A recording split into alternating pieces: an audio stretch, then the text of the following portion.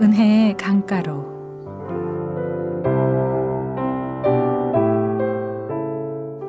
이 시간에는 순복음 충만교회를 담임하시고 두나미스 미니스트리를 이끄시는 유남수 목사님의 말씀입니다.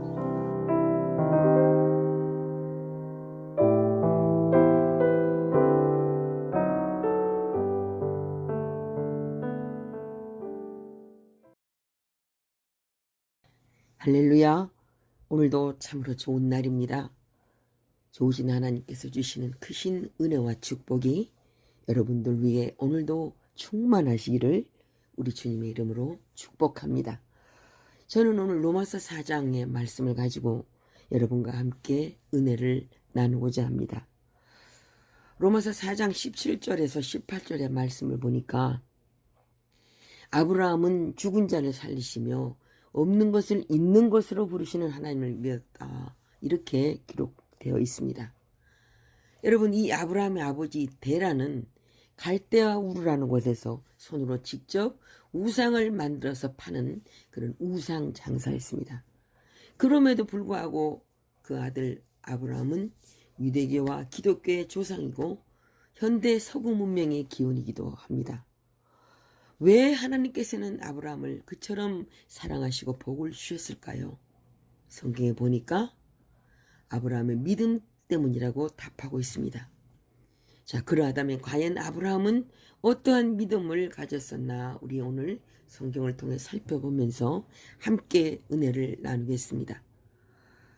자, 첫째로 아브라함은 죽은 자를 살리시는 하나님을 믿었습니다. 여러분, 죽은 자를 다시 살린다는 것은 인간의 이성을 가지고는 도저히 생각할 수가 없는 일 아닙니까? 오늘날 의학기술이 최첨단을 달리고 있지만 그럼에도 불구하고 죽은 자를 살린다는 것은 상상할 수 없는 일입니다. 생명과 죽음, 그것은 하나님의 영역에 속한 것이어서 정말 창조적인 기적이 아니고는 생각할 수 없는 것입니다. 그런데 성경에는 분명히 하나님을 죽은 자를 살리시는 하나님이라고 그렇게 말씀해요. 사무엘상 2장 6절에 여호와는 죽이기도 하시고 살리기도 하시며 수월에 내리게도 하시고 거기에서 올리기도 하시는도다 하는 말씀이 기록되어 있습니다. 하나님은 흙으로 인간을 빚으시고 그 흙으로 만들어진 사람의 코에 생기를 불어넣어서 생명이 되게 하신 창조주십니다. 그렇기 때문에 창조주신 하나님은 죽은 자도 다시 살릴 수 있는 것입니다. 성경에는 하나님께서 죽은 자를 살리셨다고 하는 기록이 여러 군데 있습니다. 구약 성경을 보면 하나님은 이제 선지자 엘리야를 통해서 사르밧 가부의 아들을 죽음에서 살리셨고요. 마지막 날은 가루로 떡을 만들어 엘리야에게 대접한 가부의 아들이 죽었을 때 엘리야가 내 하나님이여, 내 하나님 여호와여, 원하건대 이 아이의 혼으로 그의 몸에 돌아오게 앞서서 이렇게 기도하니까 그 아이의 혼이 돌아오고 그가 살아났습니다. 또 하나님께서는 선지자 엘리사를 통해 수넴 여인의 아들을 죽음에서 살리셔요.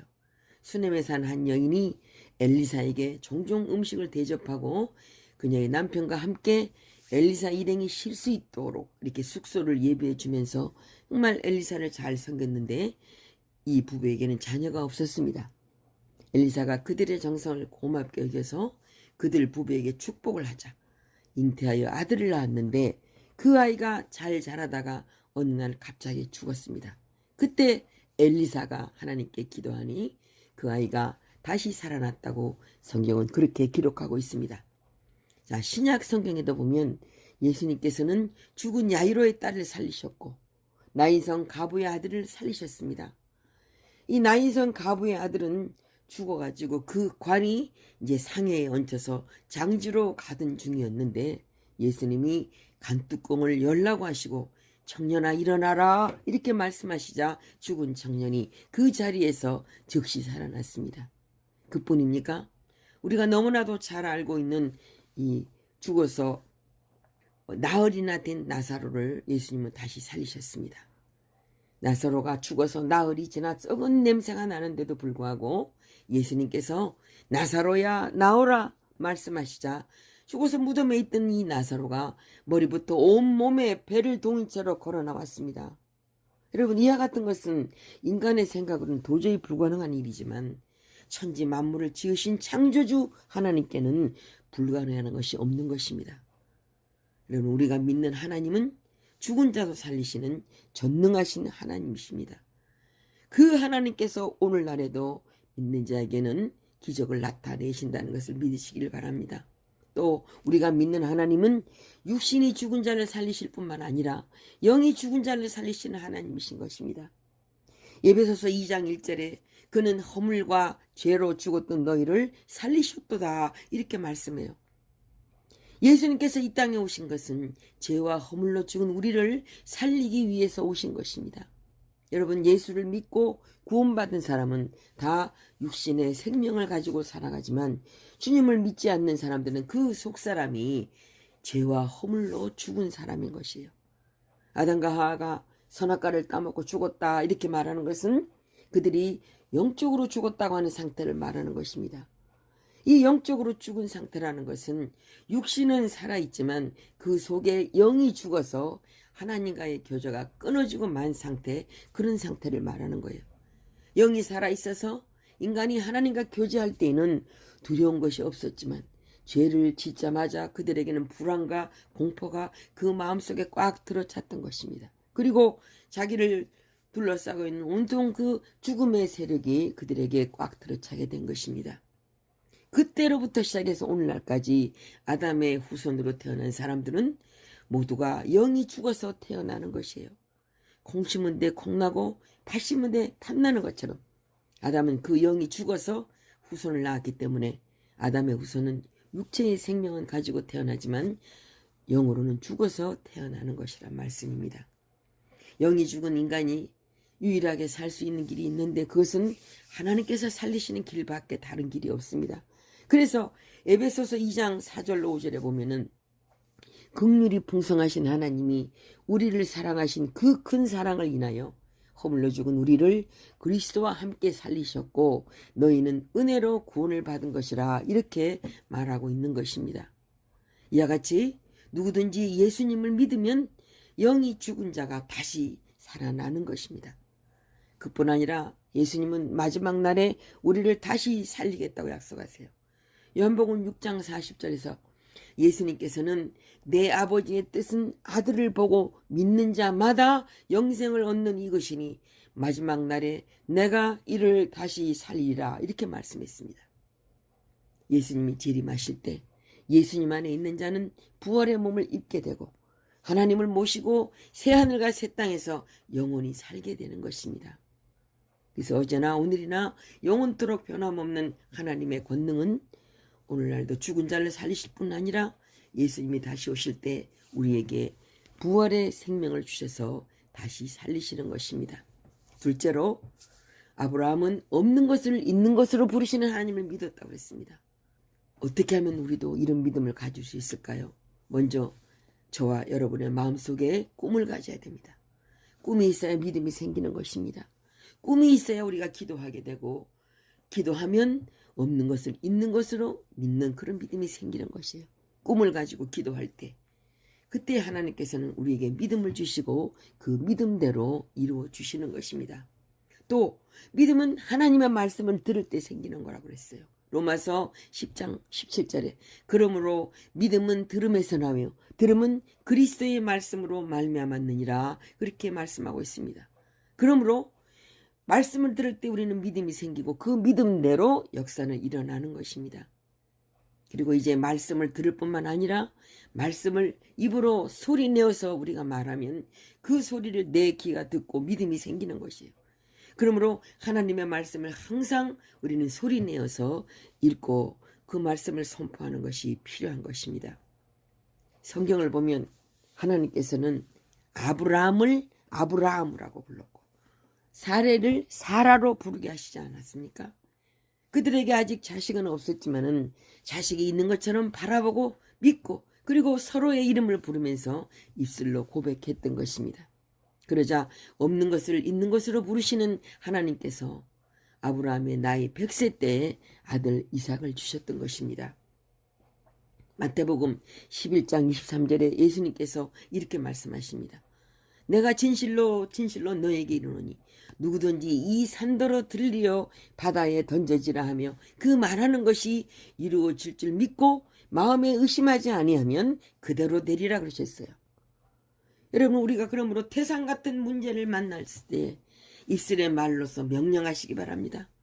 그리고 마음으로 믿고 입술로 선포할 때 하나님의 기적을 맛보는 일이 일어나게 될 줄로 믿습니다. 셋째로, 우리는 십자가 밑에 나아가서 새 생명을 받아야 됩니다. 십자가 밑에 나아가서 용서와 의를 구하면, 용서와 의의 은혜를 구하면 남녀 노유나 빈부 귀천 할 것 없이 하나님의 은혜로 값없이 의롭다 하심을 받게 되는 것입니다. 또 십자가 밑에 나아가면 성결함과 성령 충만을 얻게 됩니다. 우리가 예수를 믿고 의롭게 될 뿐만 아니라 삶이 성결하게 되고 성령 충만하게 되는 일이 십자가를 통해서 오는 것입니다. 또 십자가를 통해서 우리는 치료와 건강을 얻을 수 있습니다.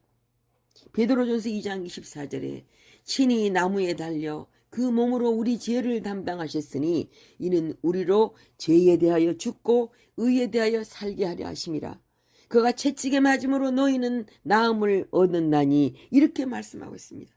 그러므로 우리가 십자가를 바라보면 치료와 건강을 누릴 수가 있는 것입니다.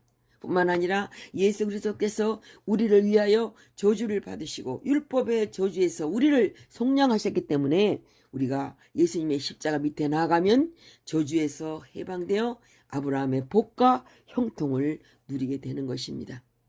또한 우리가 예수님의 십자가 밑에 나아가면 부활과 영생을 얻게 됩니다. 요한복음 14장 2절에 예수님께서는 내 아버지 집에는 거할 것이 많도다. 그렇지 않으면 너희에게 일렀으리라. 내가 너희를 위하여 거처를 예비하라고 하노니 그렇게 말씀했어요. 여러분, 우리 인생들은 아담과 하와 이후로 하나님을 대적하고 타락했기 때문에 하나님 앞에 나아갈 수 없는 존재들입니다. 그러나 십자가 밑에 나아가면 주님께서 여러분과 나를 위해서 모든 죄를 청산해 주셨으므로 우리는 주님께서 예비하신 천국으로 갈 수가 있는 것입니다. 사랑하는 여러분, 보이지 않는 것을 보이는 것으로 믿고 감사하는 삶을 살아가시게 되기를 주님의 이름으로 축복합니다. 예수님은 말씀했습니다. 그러므로 내가 너희에게 말하노니 무엇이든지 기도하고 구하는 것은 받은 줄로 믿으라. 그리하면 너희에게 그대로 되리라고 그렇게 말씀했어요.